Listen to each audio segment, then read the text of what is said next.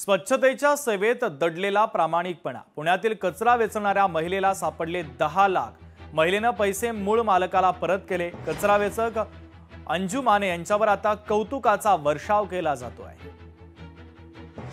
पैशासाठी मारामारी, खून, दरोडे, लुटमारीच्या घटना सातत्याने आपण बघत असतो। पैशासाठी, संपत्तीसाठी रक्ताचीच नाती जीवावर उठल्याच्या देखील अनेक घटना समोर येतात। सर्वत्र असा समाज दुभंगणाऱ्या घटना घडतायत आणि आज माणुसकी जपणारी, माणुसकीला जागणारी माणसं देखील या जगात आहे, याचाच प्रत्यय पुण्यातील एका घटनेने आला। पुणे शहरामध्ये कचरा वेचणाऱ्या एका महिलेला तब्बल 10 लाखांची रोकड असलेली बॅग सापडली। 10 लाख रुपये म्हणजे एका सामान्यासाठी मोठी रक्कम आहे। मात्र यात सापडलेल्या पैशाचा जराही मोह न करता या महिलेनं बॅग मालकाला त्याचा शोध घेत परत केली।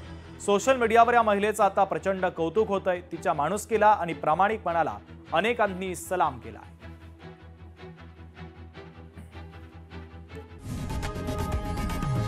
लोकशाही मराठी ऐका, पहा, जागरूक रहा।